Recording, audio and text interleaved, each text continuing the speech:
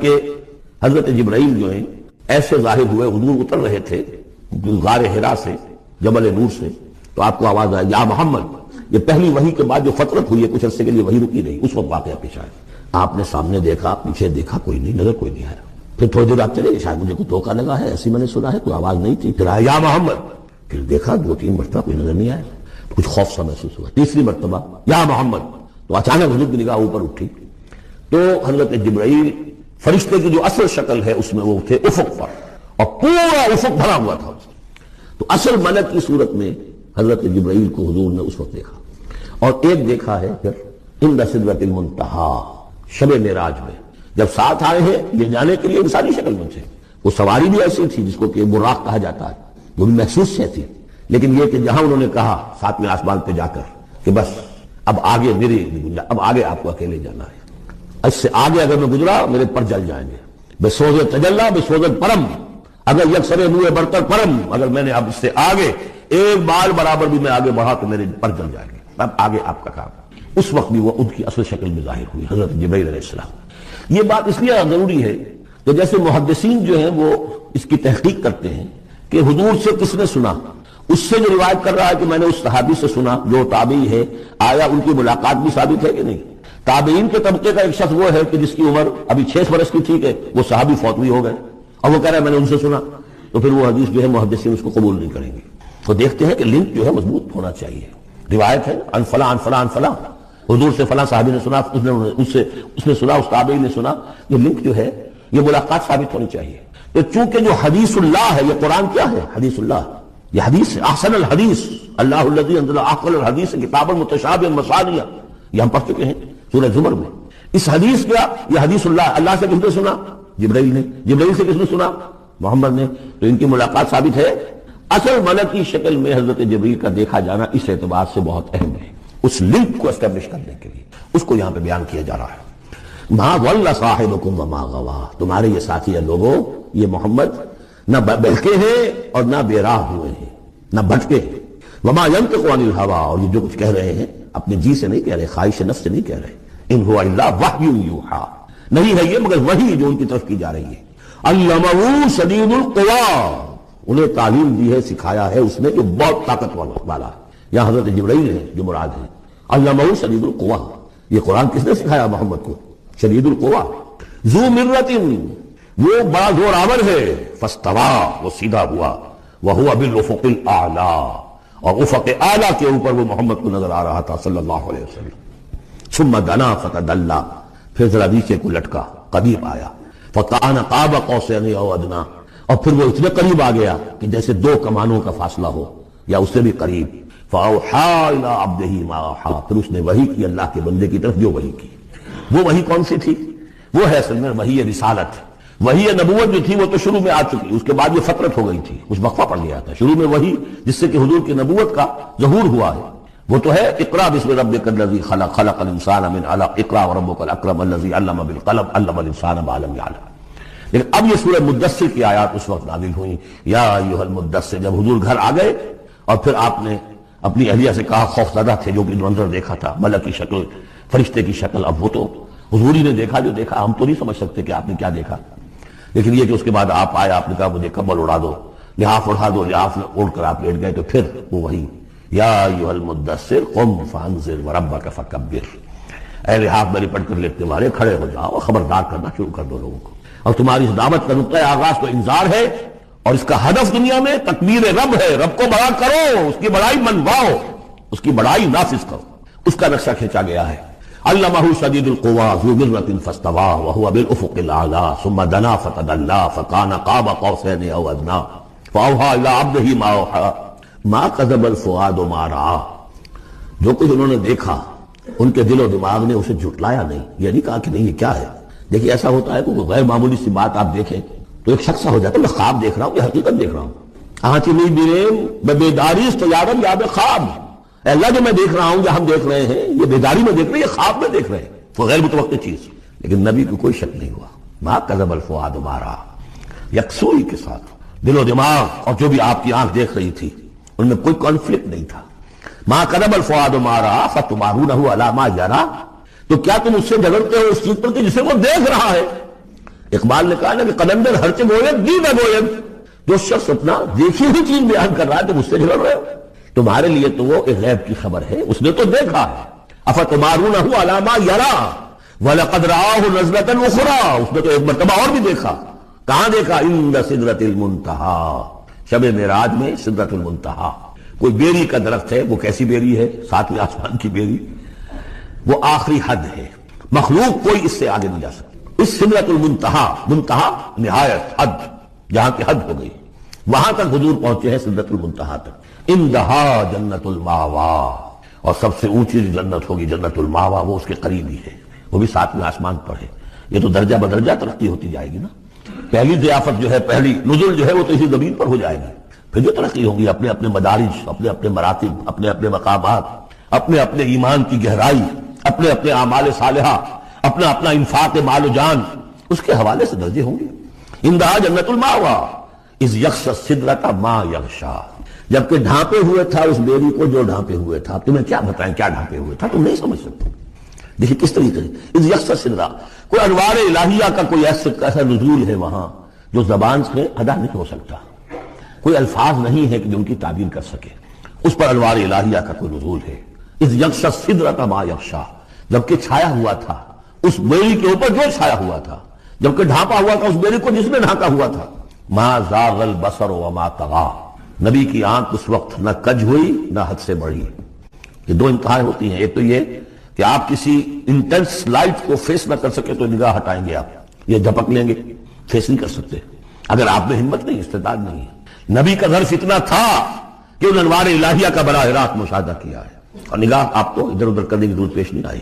لیکن طغیٰ ایک حد ادب بھی ہوتا ہے جس سے آگے انسان کو نہیں جانا چاہیے۔ نگاہ جو ہے اس نے بے ادبی کی روش بھی اختیار نہ کی۔ علامہ اقبال نے، واقعہ یہ کہ اس آیت کو میں نے سمجھا علامہ اقبال کے ایک شعر سے، اور اکثر و بیشتر لوگ نہیں سمجھ سکے اس آیت کو۔ ذوق و شوق کے نام سے جو ان کی نظم ہے بال جبریل میں، وہ میرے نزدیک ان کے شاعرانہ جو ان کی استعداد ہے اس میں بلند ترین نظم ہے وہ۔ جہاں تک پیغام ان کا جو ہے امت مسلمہ کے لیے، اس کے لیے ابلیس کی مجلس شورا، وہ کلائمیکس ہے، اور وہ ہے بھی ان کے آخری زمانے کی نظم ہے، سن 36 میں انہوں نے کہی ہے۔ اس کے بعد تو بیماری اتنے رہے ہیں، بہت کم اشعار کہے، لیکن اس میں ذوق و شوق میں ایک شعر ہے: عین وصال میں مجھے حوصلہ نظر نہ تھا، عین وصال میں مجھے حوصلہ نظر نہ تھا، گرچہ بہانہ جو رہی میری نگاہ بے ادب، میری نگاہ بے ادب بہانہ تلاش کرتی رہی کہ میں مشاہدہ براہ راست کروں، حالانکہ عین وصال ہے اس وقت، لیکن یہ کہ میرے اندر حوصلہ نہ تھا کہ میں حسن کا براہ راست مشاہدہ کر سکوں۔ عین وصال میں مجھے حوصلہ نظر نہ تھا، گرچہ بہانہ جو رہی میری نگاہ بے ادب۔ یہاں ان دونوں چیزوں کے برعکس بات ہے جو اقبال اپنے بارے میں کہہ رہا ہے۔ میں تو بے ادب بھی ہوں، اور میں تو چاہتا تھا کسی طریقے سے حد ادب سے تجاوز کر کے دیکھوں، لیکن میرے اندر تو حوصلہ نہیں تھا۔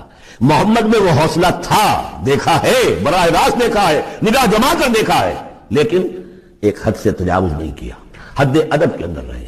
ما زاغ البصر وما طغی، لقد رأى من آیات ربہ الکبریٰ، دیکھا انہوں نے اپنے رب کی عظیم ترین آیات کو۔ اب وہاں جا کر جو مشاہدہ ہوا ہے وہ تو اللہ کی عظیم ترین آیات کا ہے، اور اسی سے در حقیقت دلیل ہے ام المومنین حضرت عائشہ صدیقہ رضی اللہ تعالی عنہ اور حضرت عمر رضی اللہ تعالیٰ عنہ کا جو قول ہے، شب معراج میں بھی حضور نے اللہ کو نہیں دیکھا، اللہ کی عظیم ترین آیات کو دیکھا جو تجلی تھی اس وقت اللہ کی۔ حضرت عائشہ صدیقہ کا کہنا تو یہ ہے کہ نور لا یرا، وہ نور ہے، دیکھے کیسے جا سکتا ہے۔ بہرحال وہاں بھی قرآن جو کہہ رہا ہے وہ یہ نہیں کہہ رہا ہے کہ اللہ کو دیکھا، نہیں، جیسے کہ وہ جو شب معراج میں پہلا سفر کا حصہ تھا زمینی، مسجد حرام سے مسجد اقصی تک، سبحان الذی اسریٰ بعبدہ لیلا من المسجد الحرام الی المسجد الاقصی الذی بارکنا حولہ لنریہ من آیاتنا، وہاں پر بھی اللہ نے اپنی آیات کا مشاہدہ کرایا، لیکن وہ زمینی آیات ہیں اللہ کی، وہ برکات جو ہے زمینی ہے۔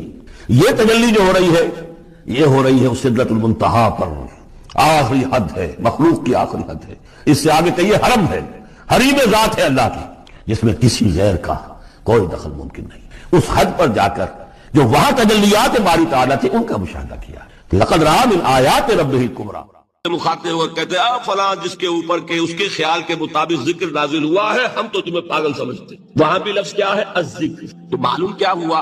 انا انزلنا الیک الذکر لتبین للناس ما نزل الیہم، یہ الذکر ہے، تو اس سے بڑا ذکر کوئی نہیں۔ تلاوت قرآن، تدبر قرآن، غور و فکر قرآن کا، قرآن کو یاد کرنا. اس پر میرا کتاب چاہے مسلمانوں پر قرآن مجید کے حقوق، اب تو یہاں شاید کوئی کتاب موجود نہیں رہی ہے، اور اگر آپ کو ضرورت ہوتی ہے پاکستان سے منگا لیتے ہر شے، پڑھیے انشاءاللہ آ جائے گی چیز. نمبر 2 ذکر کیا ہے؟ اقیم الصلاۃ لذکری، نماز کو قائم کرو میری یاد کے لیے. یہ ذریعہ ذکر میں وہ تو ہے ہی مجسم ذکر، اور یہ ذریعہ ذکر میں سب سے اہم ہے. یہ عملی ذکر بھی ہو رہا ہے اور قولی بھی ہو رہا ہے. سورہ فاتحہ پڑھی آپ نے، قرآن شریف کی کچھ آیات پڑھی، پھر رکوع کیا. یہ رکوع جو ہے یہ آپ کا عملی ذکر ہے کہ آپ نے اپنے وجود سے اللہ کی عظمت کو تسلیم کیا. پھر آپ سجدے میں گرے، یہ آپ کا عملی ذکر ہے کہ اپنے وجود سے آپ نے اللہ کی عظمت کو اور تسلیم کیا. تیسری چیز ہے مسنون دعائیں اور مسنون اذکار جو حضور سے ثابت ہے. ہمارے ہاں کیا ہو گیا، مجھے فلاں بزرگ نے یہ چیز بتائی ہے، وہ تو پڑھتے چلے جا رہے ہیں. نہ قرآن سے دلچسپی، نہ اذکار مسنونہ سے دلچسپی، ادعیہ معصورہ. آپ غور کریں گے کہ زندگی کے ہر عمل کے لیے حضور کی دعا موجود ہے. صبح اٹھے دعا ہے، آنکھ کھلتے بیت الخلاء میں داخل ہونے لگے دعا ہے، نکلے دعا ہے، وضو کرنے بیٹھے دعا ہے، فارغ ہوئے دعا ہے، مسجد کے لیے گھر سے نکلے دعا ہے، مسجد میں داخل ہوئے دعا ہے. مسجد میں تو ہے ہی ذکر، نماز ہے، تلاوت ہے. باہر نکلے دعا ہے، گھر میں داخل ہونے لگے پھر دعا ہے. سواری پر سوار ہو رہے ہیں دعا ہے، اتر رہے ہیں دعا ہے، شیشہ دیکھ رہے ہیں دعا ہے، کپڑے پہن رہے ہیں دعا. زندگی کا کوئی عمل نہیں یہاں تک کہ جو تعلق زن و شو ہے، جس کو کہ خالص حیوانی بات سمجھا جائے گا، اس کے لیے بھی دعا ہے. غفلت میں وہ کام بھی نہیں کرتا. سمجھ رہے ہیں آپ؟ اب آپ غور کیجئے، اس میں کوئی اضافی وقت نہیں لگا، کوئی اضافی پوسچر اختیار نہیں کیا آپ نے، یوں بیٹھو، اس طرح بیٹھو، یوں کرو. کوئی آپ کا وقت اضافی نہیں لگا. جو کام کر رہے ہیں اور آپ اللہ کو یاد کر رہے ہیں، اور وہ اللہ کی یاد اس کام کی مناسبت سے. ان ادعیہ معصورہ سے 2 تعلق جڑ گئے انسان کے. دعا کس سے کر رہے ہیں؟ اللہ سے. جڑا کہ نہیں؟ اور یہ الفاظ کس کے ہیں؟ محمد رسول اللہ کے. تو آپ کے 2 تعلق جڑ گئے. آپ اپنی جی سے گھڑ کر دعا مانگیں گے تو پہلا تعلق ہو جائے گا، دوسرا نہیں ہوگا. بہتر سے بہتر دعا مانگ لیں آپ. لیکن حضور سے جو معصور اور مسنون الفاظ جب آپ زبان سے نکالتے ہیں تو آپ کا تعلق اللہ سے بھی ہوا بذریعہ دعا، اور وہ الفاظ چونکہ حضور کے ہیں صلی اللہ علیہ وسلم تو حضور کے ساتھ ہوا. یہ تیسرا درجہ. چوتھے درجے میں مانتا ہوں کہ ایک ہوتی ہے خاص کسی شخص کے امراض کی تشخیص کرنے کے بعد تجویز.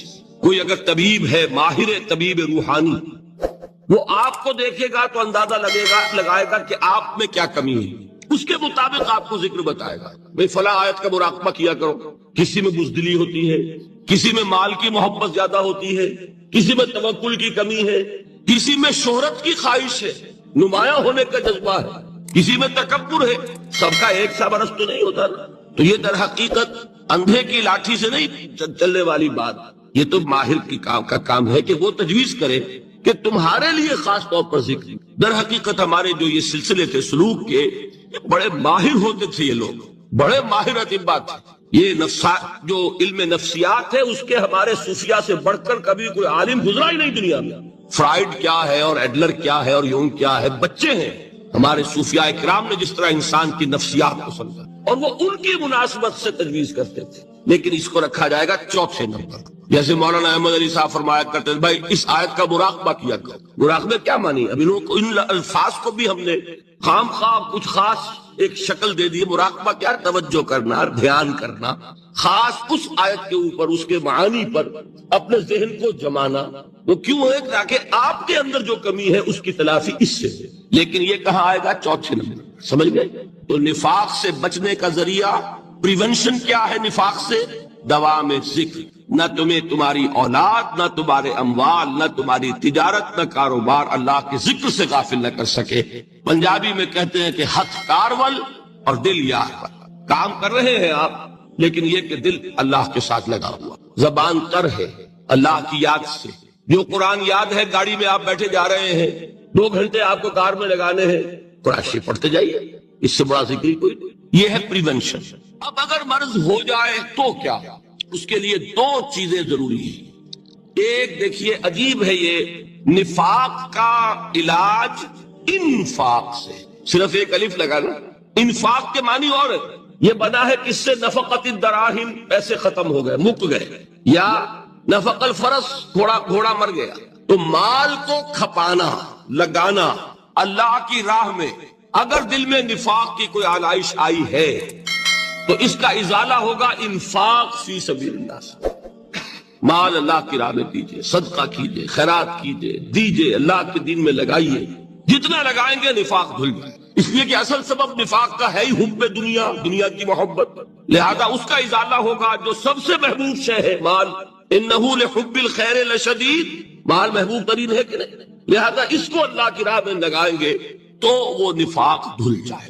اور ایک اور چیز ہے جو بہت اہم ہے، بہت ہی شعوری طور پر اس کا اہتمام کیجئے، جس وقت دین کے کسی فرض کی انسان کو سمجھ آ جائے، اس کا شعور پیدا ہو جائے، پھر ڈیلے نہ ہو، ذرا سا ڈیلے جو ہے اس پر عمل کرنے میں، یہ در حقیقت نفاق کو جڑ پکڑنے کا موقع دینا ہے۔ امیڈیٹ ایکشن، ایک بات سمجھ میں آ گئی، فوراً عمل۔ اس میں شیطان کیا کرتا ہے، ذرا ٹھہر جاؤ، ابھی دیکھو یہ فرض ہے، یہ ذمہ داریاں ہیں، یہ کرنا ہے، پھر لگا دینا اپنے آپ کو۔ بہت سے لوگ کہتے ہیں بس یہ ریٹائرمنٹ کے بعد تو سارا میں دین کے لیے وقف کر دوں گا۔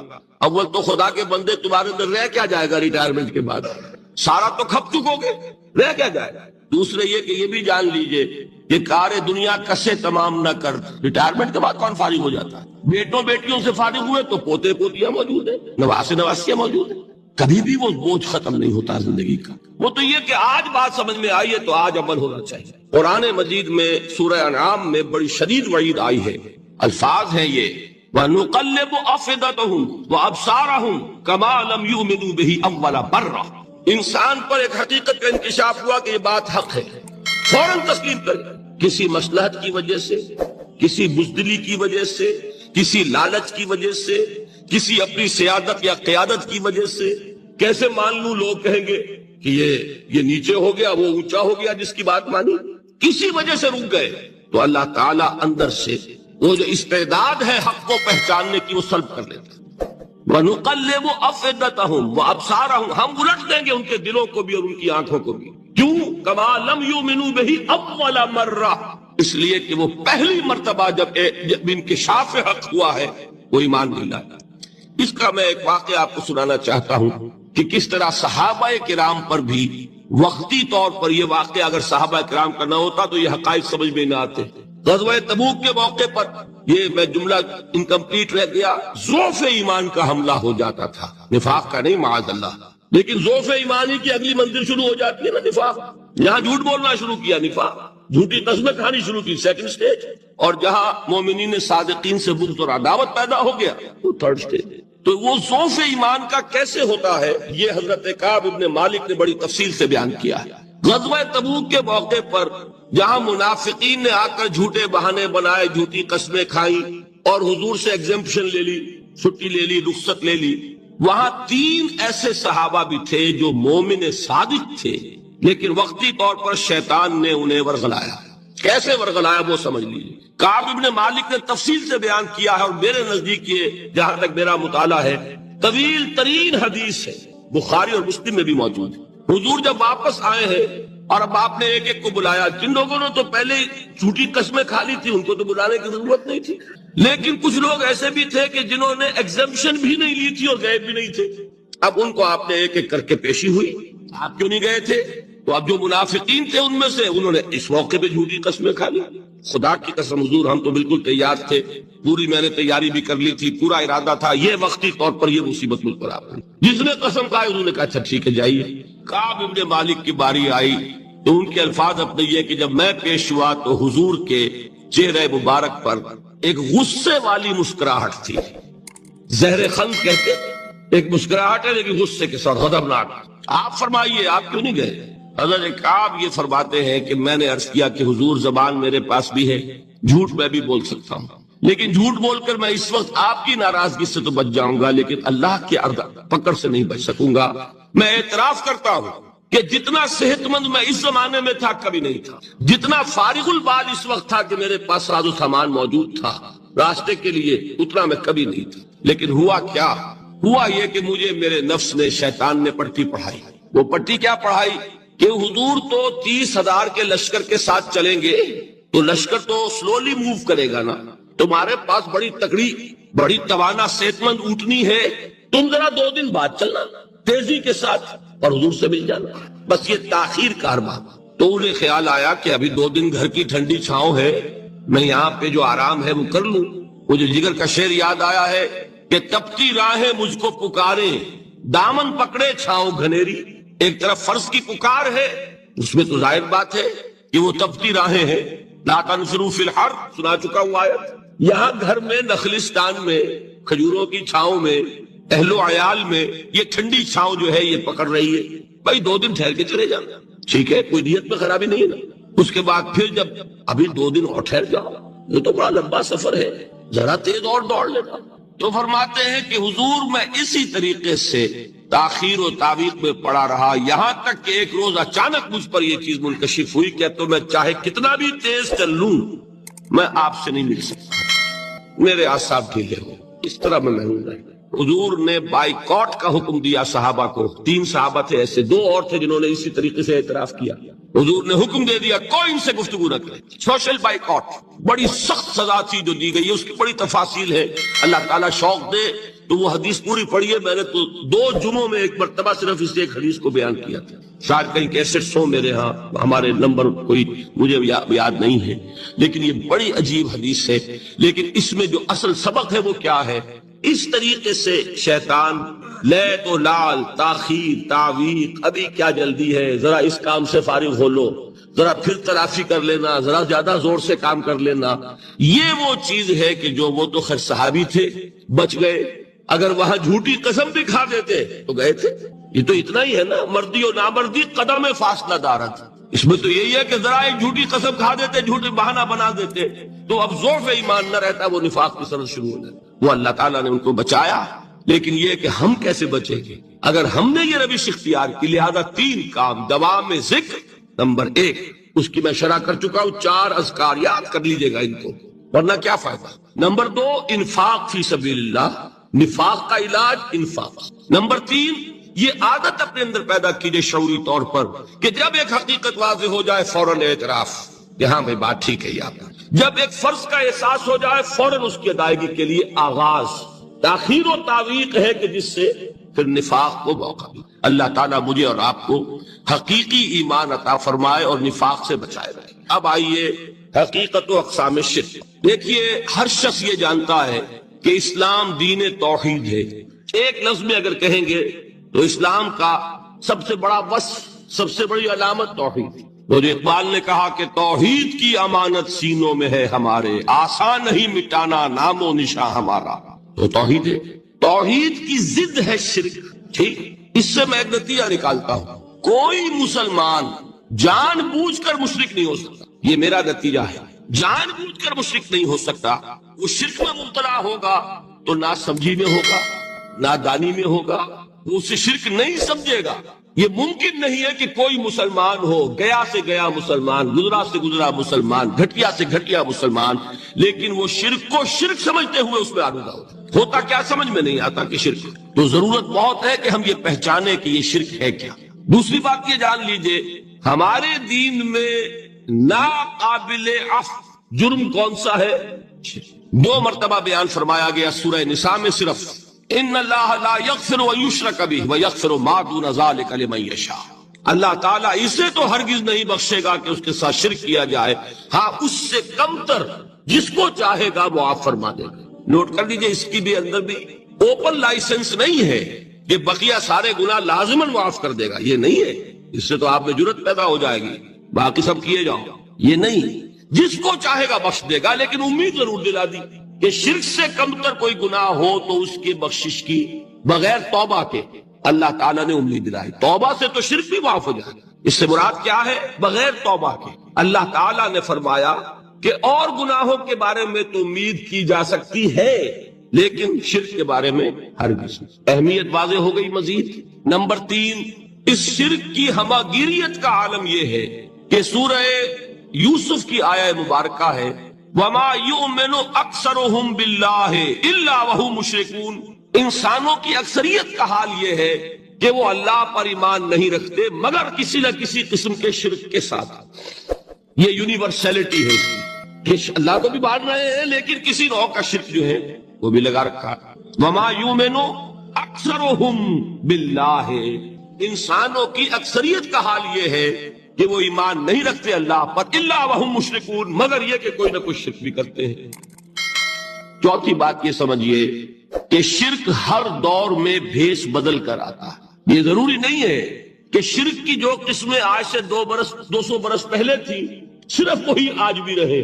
ہو سکتا ہے کہ بالکل نئی شکلیں اس شرک نے اختیار کی۔ اس سے کیا نتیجہ نکلا کہ اگر اجتہادی بصیرت نہیں ہوگی تو ہو سکتا ہے کہ ایک شخص جو ہمارے سابق علماء نے لکھ دیا کہ یہ چیز شرک، یہ چیز شرک، یہ چیز شرک، یہ چیز شرک، آج سے 500 برس پہلے کا انسان بڑے سے بڑا عالم دین اپنے زمانے کے شرک کو پہچان کر تو لکھ سکتا ہے، اس سے تو آپ بچ رہے ہیں۔ امام ابن تیمیہ نے اس کو شرک قرار دیا، اس کو شرک قرار دیا، اس کو شرک قرار دیا، کوئی شخص ہے جو اس سے تو بچ گیا۔ امام صاحب کی دی ہوئی بصیرت سے اس نے ان جو اقسام ہے شرک کی ان کو پہچان لیا، لیکن یہ عین ممکن ہے کہ آج کے شرک کو وہ نہ پہچان رہا ہو، اپنی جگہ وہ سمجھ رہا ہو اپنے آپ کو بہت بڑا موحد، جبکہ اس دور کا جو شرک ہے اس میں ملوث ہو۔ اس کو میں نے کہا ہے کہ شرک کے بارے میں بڑی اجتہادی بصیرت کی ضرورت ہے۔ فارسی کا ایک شعر ہے، بڑا پیارا شعر ہے، بہر رنگے کے خواہی جامہ می پوش، من انداز قدت رامی شناسم۔ اپنے محبوب سے کہہ رہا ہے شاعر کہ تم جس طرح کا چاہو لبادہ اوڑھ لو، میں تمہیں تمہارے قد سے پہچان لوں گا، کتنا ہی چھپا لو اپنے آپ کو، کیسے ہی لباس بدل لو۔ بہر رنگے کے خواہی جامہ می پوش، من انداز قدت رامی شناسم، میں تمہارے قد سے تمہیں پہچان۔ یہ اگر بصیرت نہ ہو کہ شرک کو اس کے قد سے پہچان سکے آپ، اس کے لیے ضرورت ہے اصولوں کی۔ دیکھیے جس طرح الجبرا کے اصول ہوتے ہیں، فارمولا ہے، فارمولا ہاتھ میں آ گیا، مسئلے حل کرتے چلے جا رہے ہیں، آپ اپلائی کرنے کی دیر ہے فارمولے کے۔ اگر آپ نے صرف گنتی کر کے کسی زمانے کے شرک وہ تو سمجھ لیے، لیکن وہ بصیرت باطنی حاصل نہیں ہوئی، اجتہادی بصیرت، وہ اصول ہاتھ میں نہیں آئے کہ جس سے آپ پہچان سکیں، تو ہو سکتا ہے کہ اس دور کے شرک کو آپ نہ پہچان سکیں۔ اس کے لیے ضرورت ہے کہ اصل اصول ہاتھ میں آ جائیں تاکہ اصولوں کو اپلائی کریں۔ ایک بات مجھ سے اور سن لیجئے، میرا اپنا یہ تاثر ہے، ہمارے دین میں خیر، بھلائی، نیکی، چاہے وہ نظریے کی ہو، علم کی ہو، عقیدے کی ہو، عمل کی ہو، اخلاق کی ہو، وہ سب کیا ہے؟ وہ توحید ہی کے شجرہ طیبہ کی شاخیں ہیں۔ اور شر، برائی، گمراہی، خیالات کی ہو، نظریات کی ہو، علم کی ہو، عقیدے کی ہو، عمل کی ہو، اخلاق کی ہو، سب کے ڈانڈے شرک کے شجرہ خبیثہ سے ملتے ہیں۔ اس شجرہ خبیثہ کے برگوبار ہے جو بھی برائی ہے، عمل کی یا علم کی، اور اس شجرہ طیبہ کے برگوبار ہے جو بھی خوبی ہے، عمل کی یا کی۔ یہ میرا تاثر ہے، اور جب تک اس انداز میں وہ آپ کو اندرونی رشتے ظاہر نہیں ہوں گے، آپ پر منکشف نہیں ہوں گے، وہ اجتہادی بصیرت جو ہے پیدا نہیں ہو سکے۔ اب آئیے ایک اور بات دیکھیے، شرک میں اور الحاد میں کیا فرق ہے، یہ بھی ہم نہیں سمجھتے۔ الحاد، مادہ پرستی، وہ کیا ہے؟ ایتھیزم، کسی بھی خدا کا انکار۔ ہمارے آج کے دور کی سب سے بڑی گمراہی یہ ہے۔ شرک کیا ہے؟ خداؤں کو ماننا، یہ کیا ہے؟ تھیزم ہے، لیکن پولی تھیزم ہے۔ توحید کیا ہے؟ مونو تھیزم ہے، ایک خدا کا ماننا۔ لیکن شرک کے اندر ایک اور حقیقت کو پہچان لیجئے، شرک میں ہمیشہ ٹاپ پر ایک خدا کو مانتے ہیں، باقی سارے خدا نیچے ہوتے ہیں، اوپر جا کر وہ توحید ہوگی ہمیشہ۔ کوئی مشرکانہ نظام ایسا نہیں ہے جو ٹاپ پر جا کر توحید نہ بنے۔ دیکھیے ہندو دیویاں، دیوتا بے شمار، لیکن مہادیو وہ بھی کیا دو ہیں؟ مہادیو وہ تو ایک ہے۔ انگریزی میں گاڈز، گاڈیسز، لیکن وہ چھوٹے جی سے لکھے جائیں گے، چھوٹے جی سے لکھے جانے والے gods and goddesses. Roman mythology ہو، گریک مائتھولوجی ہو، ان دیویوں دیوتاؤں کے نام ہی آپ نے یاد کر سکتے، لیکن گاڈ بڑے جی سے وہ ایک ہے کہ نہیں؟ ٹاپ پر جو ہے وہ ایک ہے، اس کو وہ بھی مانتے ہیں کہ اومنی پوٹنٹ، اومنیشنٹ، اومنی پریزنٹ، علی کل شیء قدیر، بکل شیء علیم، ہر جگہ موجود، وہ تو ایک ہی ہے، وہ تو کیپٹل جی سے لکھا جائے گا۔ باقی اس کے نیچے فوج ہے دیویوں کی، دیوتاؤں کی، خداؤں کی اور خدانیوں کی، وہ گاڈز اینڈ گاڈیسز ہیں۔ عرب میں کیا تھا؟ میں نے پہلے آپ کو وہ دو مثالیں دے دی ہیں، تیسری اور ایران کی لے لیجئے، خیر کا خدا اور شر کا خدا اور، ایک یزداں، ایک اہرمن، ٹھیک؟ سنویت ہو گئی نا، دو خداؤں کو مانا، لیکن وہی ہے جو خدائے گاں، خداؤں کا خدا، اس کو ایک ہی مانتے ہیں۔ یہی معاملہ عرب میں تھا، اللہ وہ ایک ہی تھا ان کے ہاں۔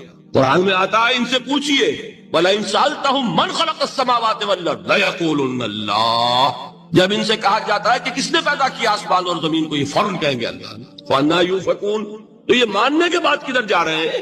وہ کیا کہتے تھے کہ وہ بڑا اللہ تو ایک ہی، لیکن چھوٹے آلہہ ہیں۔